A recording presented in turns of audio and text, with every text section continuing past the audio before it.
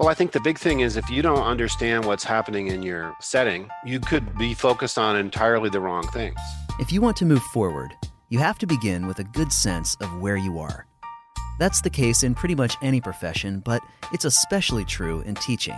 If I don't have a very clear focus on what's happening in my classroom, I don't have a clear picture, I might not be that motivated to change because I just don't see what's needed. But often when people watch the video, they go, holy smokes, I've got to do something about that. So they're more focused, they're more committed to change. Teachers recording and sharing videos of their own teaching practice isn't exactly new, but more and more school leaders are seeing the value of using video outweigh the discomfort that sometimes comes along with it. I have to see reality every day, and maybe it's a little painful, but to get better, you have to see it. And that's a really interesting dynamic about the use of video. Welcome to the podcast for education leaders. Each episode, we bring you stories of people who are finding creative ways to solve problems, improve schools, advance teaching, and impact students in the classroom. From experts in the field to superintendents to principals, from departments like HR and instruction to the business office, we're speaking with leaders who have stories to tell, and we're sharing those conversations here. From Frontline Education, you're listening to Field Trip.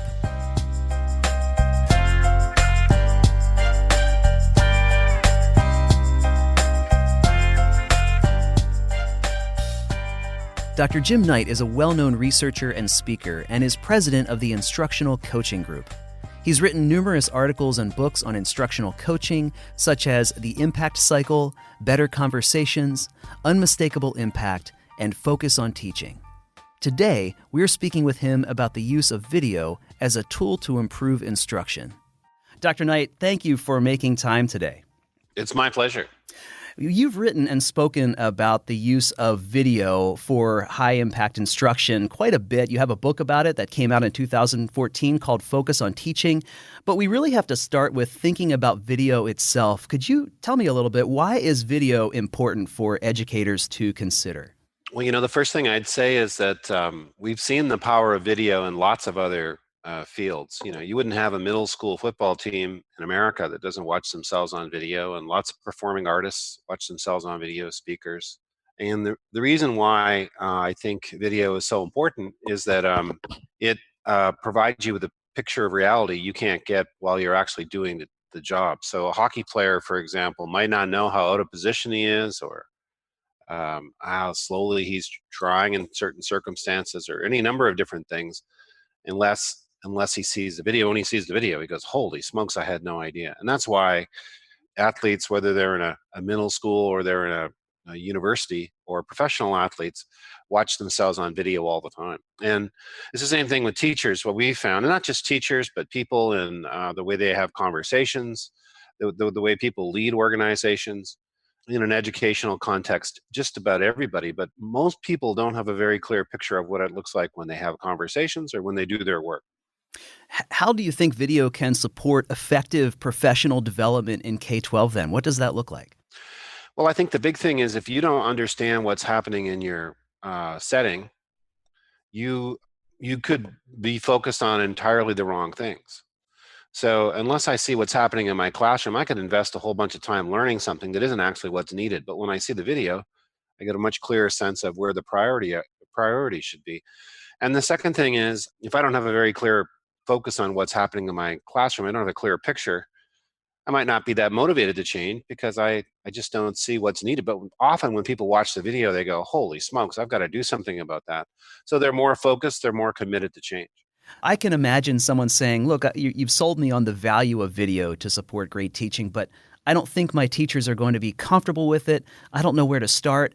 And I know that you have a number of guidelines that are really helpful for districts and educators to follow. What might some of those be? Well, the first thing I'd say is that they're probably right. It is hard to watch yourself on video. It's hard for a number of different reasons. We don't like the way we look, and often we're a little disappointed with our practice. But the way forward, the way to get better isn't by avoiding reality, it's by looking reality full on. And so video gives you a clear picture of reality. And after a few times, you get used to it, and then it just becomes a tool you use. The first time it's kind of like hearing your voice for the first time on a recording to the power of 10. the way you move, what your voice sounds like, all kinds of things are a little disconcerting. But once you get to it, you're good. The one thing I would say, and then I do have a couple suggestions, but one thing I would say is we see it varies more by school than it does by person. So in other words, if you wanted to introduce video in a school, likely either almost everybody would do it or hardly anybody would do it. It's not really an individual thing, it's a culture thing. And I think the issue is if people feel psychologically safe and they feel they can trust the people they work with, then they're good. But if people don't feel psychologically safe, they're not going to open themselves up to a sort of a moralistically judgmental situation. Just a couple guidelines. I don't think it should be forced. I think it should be a choice. I think growth and learning should always be expected. I think that's a non-negotiable in any kind of organization, but how you learn is up to you. And I think if teachers in a whole school don't want to do it, you should step back and say, well, what is it? But why don't we have that trust there? Is they don't think that we're being honest with them. If they don't feel that we're warm towards them, we have their best interests at heart. And you have to analyze what the source is, because forcing it is not going to solve the problem. What's going to solve the problem is something else. You've used the phrase "go slow to go fast." What do you mean by that? I think it's important that you realize just because you think it's a good idea, other people aren't going to be with you on that unless they can truly see the value of what you're proposing. And so what I really think is a good strategy is to start with some of the people in the school district. If you're a coach, for example, who are in the school, who are informal leaders in the school, and you want someone where you go to them and you say, look, would you try this out and tell me if you think it's valuable? And then if you like it, other people will probably like it because they trust what you have to say. I think also it's probably essential that the leaders in the school use video. So if a principal who says, I expect you to use video, but I'm not doing it, is probably not going to get a lot of people on board. But if the principal says, look, I just video recorded myself modeling a lesson in class, and the coach is going to coach me, and tells that to the staff, and or video records herself giving professional development or leading meetings or other kinds of conversations. If the principal does it, if the coach does it, if the assistant principal does it, and if they're using video, then it's going to be more likely that other people will be likely to embrace it. It's that old idea of walking the talk. You know, if you want people to embrace something, you need to do it yourself. Sure. Your book discusses a number of ways that video can be used to improve teaching, both by teachers themselves, by coaches, by principals, by teams. Let's start with coaches. If I'm a coach, I can already observe teachers in the classroom. So what else does video bring to the table?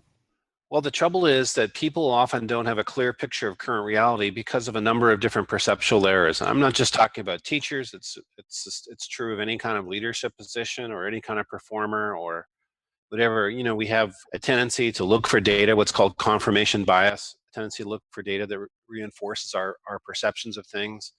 We also get used to stuff over time, what's called habituation.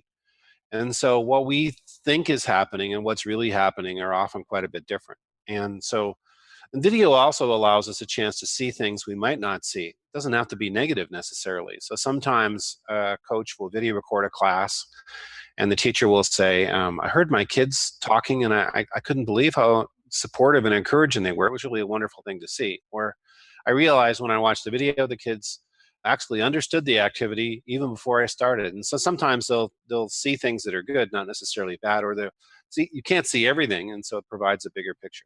Is the idea that then the coach and the teacher look at the video together and discuss what the practice looked like at that point? Well, what we found is it's actually better initially for the coach and the teacher to watch the video separately. And there's a lot of tools on our website, instructionalcoaching.com, that are free and you can download. They're all organized by book in the resources section. So there's a whole section for video for focus on teaching. But we think it's best to have the conversation separately, especially initially, because it's a lot to take in and you might not be happy with how you look and you have to get used to your voice. You might have to watch it a couple times just to process it. And we think sitting down and watching it, plus it's complex. So initially, we think watching it separately makes sense. Then you get together to talk about it. But once you've picked one thing to work on, let's say the teacher says, I really want to shift my questions to be, higher order thinking and more open questions. Then I think you can watch it together if it's necessary. Sometimes it's not necessary, and you're always looking for ways as a coach to make it easier for the teacher. So maybe the teacher watches it and you write down all the questions. So when you get together, you can just look at the questions. You don't have to watch the video. But initially, at least in our studies where we had coaches trying this out, what we found was the coaching conversations were very stilted initially, and yet when we did it separately, they were a lot richer. There's Hmm. just too much going on for those conversations to work. As we think about teachers using video for self-reflection, both recording their lesson in the classroom and then watching it and improving their own practice, are there any best practices that you would recommend for teachers who say, "Look, I just want to work myself on getting better and use video to do this"? What's the most effective way to do that? You mean what should they be looking for? I would say, what should they be looking for? But is there a particular technique or procedure that you have found that is really helpful that might not be obvious right out of the gate? Well, initially they probably need to watch the video twice. Because the first time through, it's like, I'm never going to wear those pants again. I can't believe I just saw a bald spot I didn't know was there, would be kind of what I would see. So I think the first time through, you just kind of have to get used to watching yourself. You have to grin and bear it. And then the second time through, to go through looking for specific things. And there's quite a few in the Focus on Teaching book, things like how much time was wasted, how engaged are the kids, how often did I reinforce versus correct students, which kids are responding to questions, are all the kids responding or just a few? And so there's there's a few simple things you can look at in the class. Some of them you can quantify, and some of them are more qualitative, like engagement is the kind of thing that you almost have to ask the kids about, that involve them in giving you some feedback on their level of engagement. But you can get a qualitative picture of what's going on through the video. Hmm. As you've spoken with teachers who have done this, what are the kinds of things that they've said to you that they have seen or come away with? One thing I've heard is that there's this Sharon Thomas, who's was a teacher in Maryland. She now works with us, and she said when she watches it, it's like the MacGuffin effect in Hitchcock movies. She always sits down expecting to see one thing, and she's looking for that one thing. But then as she watches the video, it always ends up being something else than what she thought. Hmm. And I've heard that from other people too, that their expectation of what they're going to see in the video and what they really see is quite a bit different. In your book, you mentioned a teacher who observed video of her teaching both her most engaged and least engaged classes. I wonder if you could tell that story and what she observed. Yeah, well, that was really cool because it was, again, kind of that MacGuffin effect. But what the teacher did is she had one class that was humming along really well, another class where it didn't seem to be working too well. I think if I remember correctly, she was a elementary teacher and in Michigan. And so she recorded the two classes and she looked at them sort of back to back. This is the class that's going great, the one that's not great. And she said what she realized is she was a different person. Hmm. The class that wasn't going great, her whole behavior and demeanor with those students, the way she reinforced and encouraged them, her enthusiasm, her positive attitude was different. So she used video to change the way she related to the students in the second class to make it more like the first class. She thought she'd see things in the kids. What she really saw was something in herself. Wow. What about with teams? You've written about video learning teams. Is that similar to a PLC? And what would you say is important for schools and districts to keep in mind as they structure these teams? Yeah, I think it's like a PLC where video is at the heart of the learning. And so sometimes what they're going to do is sort of a version of instructional rounds, maybe. Hmm. Sometimes where they video record the class and then everybody comments on the class. Sometimes a team will pick one particular teaching practice they're trying to get good at, like say the gradual release idea of I do it, we do it, you do it. And they'll each person each week will bring in, or whenever they get together, bring in video of them and say, this is what I like, this is what I didn't like, what do you think about how it went? And that way the teachers get to see multiple models of the practice. By the end of the year, they should all be really good at it because they've seen so many different people, they've explored it together. Sometimes they'll pick a theme, like say questioning or engagement, and not so much a practice, but just a theme they're looking at, and they'll keep trying to work on that. And the video, you don't show the whole thing; you just show a few clips, but the video becomes a vehicle for that kind of meaningful discussion. What I would say is most important is what the professional learning community literature talks a lot about, is creating a psychologically safe environment for for collaboration. And that's especially true for video. You don't want to open up and then feel you've been moralistically judged by the people on the team. So I think establishing meaningful norms where everybody says this really is the kind of team I want to be is really, really important. You can't, and it can't be just some little quick thing. There should be a lot of discussion about what kind of team do we want to be? How are we going to monitor what we're doing so we really do create a safe environment? And then lastly, you talk about how principals can use video to enhance teacher evaluations. How does that work? Well, again, I would make it a choice. I wouldn't make it a forced thing. But personally, if I was teaching and I was being evaluated, I'd like to have video evidence of what's going on Hmm. so I can make my case. But the idea is because people don't have a very clear picture of reality sometimes, and to be honest, sometimes principals don't do the greatest job gathering the data in the classroom. Sometimes they forget a few days before they get a chance to write everything down and organize it all, and they've sort of forgotten what happened. Sometimes they're not really clear on how to gather that data in a way that's reliable. So when you use video, what you do is, or at least the way we describe it, is that the principal and the coach get together and they talk about the data that's going to be gathered for the evaluation. Let's say it's Charlotte Danielson's framework. They sit down and they go through the framework and they make sure they have a shared understanding of what it means. With the framework, they might pick one section like instruction and just focus on that, or they might do the whole thing, but it's a lot to see in one video. Then the principal comes in when they would do the evaluation, observation, and they video record the class. The teacher gets the video, and the principal gets the video. The principal and teacher separately go through the evaluation form and fill it in. And then they get together and they talk about it. And what we heard in interviews was when you do evaluation without video, it often doesn't go very well. Sometimes the teacher doesn't think the observations are accurate.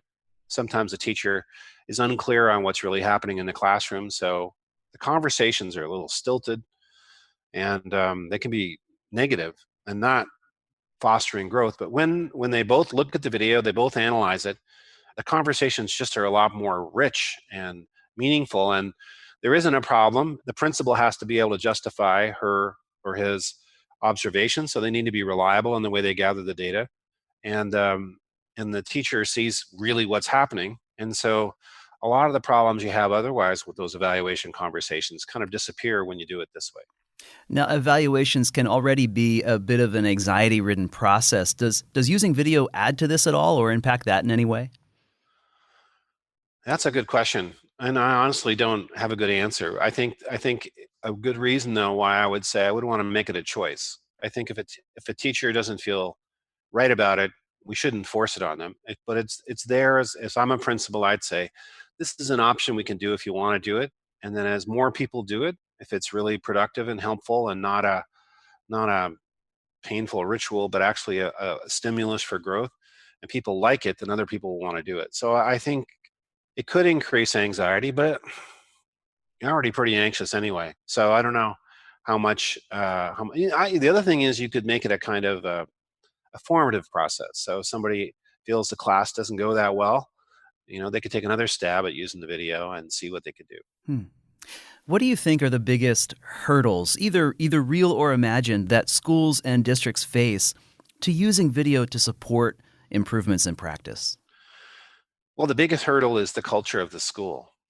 If the culture of the school doesn't support, if it's not creating a safe environment in the school, and really there's a lot of things around trust. I wrote about them in this book, Better Conversations, but a real big part of it is I need to believe that the school and the leaders in the system have my best interest at heart.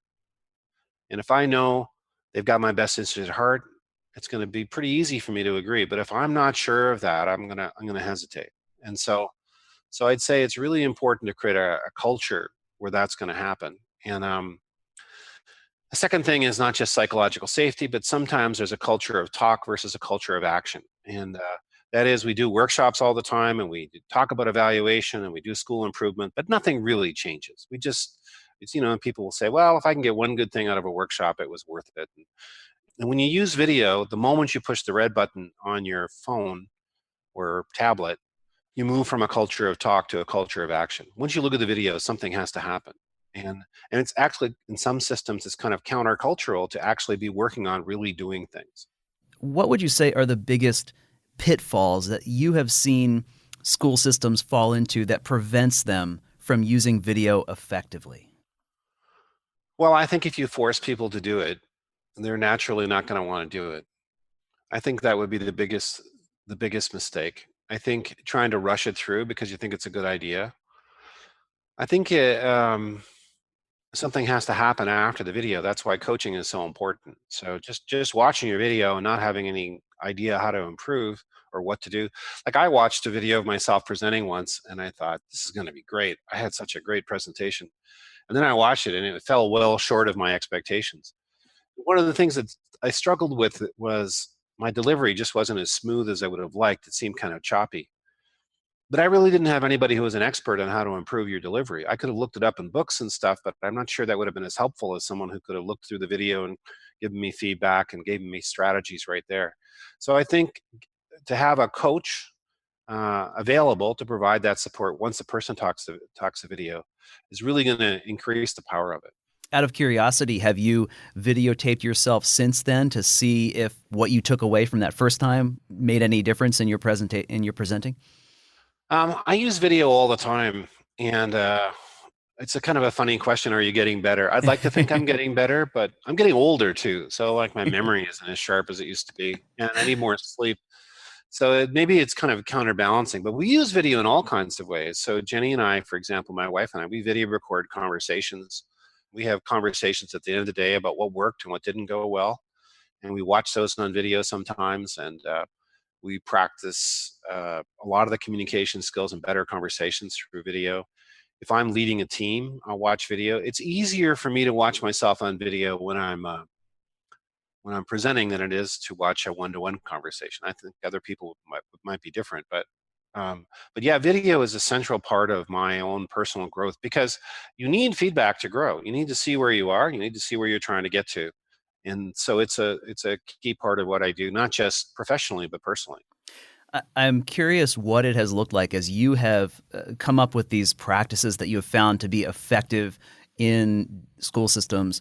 What does your research look like, or how have you come to these conclusions that you've been writing about? So we've done a lot of different studies. First, we didn't even know because really we haven't studied video. It's been in the body, it's in the context of coaching. Mm-hmm.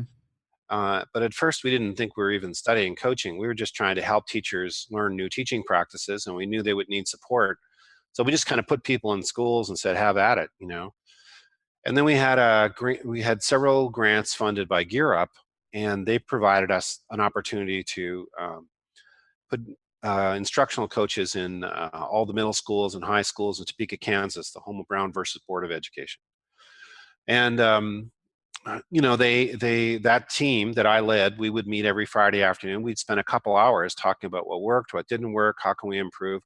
We started out as learning consultants, and we became instructional collaborators, and we became instructional coaches. And then we had other funding through IES and foundations, the Spencer Foundation, and we were able to do other studies, qualitative studies, where we looked at great coaches. We called the Great Coaching Study. We started out with a pool of about 2,000 coaches in Florida and narrowed it down to 5. 9 of us went down there and interviewed coaches, principals, teachers. And we've used a kind of design model for research in the last 6 or 7 years, where we try something out, we figure out where the friction is, and we try to remove the friction with the change. So the impact cycle, the book on the coaching cycle, has done that. And it's in that we started. We got the idea for using video, watching the World Cup. And was, I think, about 2000, I don't know when it would have been, early 2000s. And England was playing soccer in the World Cup, and Mick Jagger was in the stands. And they kept flashing to Mick Jagger. And he had this little thing, and they said it was a flip camera. And I was like, oh, that's cool. We should get those for our research. So a couple weeks later, and then it turned out they weren't very expensive. So a couple weeks later, I gave the coaches flip cameras. And we knew about the power of video. My friend Mike Hoke had studied video with tutoring programs and seen huge impact when he used video versus didn't. But you used to have to bring in this big machine. Kid had to show you how to use it. Disrupted the class, and you had to go watch it in the staff lounge because you had to plug it into something else, and it just wasn't worth the effort. But now your phone, you can do it. So Mick Jagger is the reason where this all came from. We started to use it to him. Anyway, we've done a lot of design research. We've done qualitative studies. One of them is going to come out pretty soon, quantitative study where we did what's called a multiple baseline design. And we watched the impact. The impact on engagement was pretty dramatic as a result of that coaching.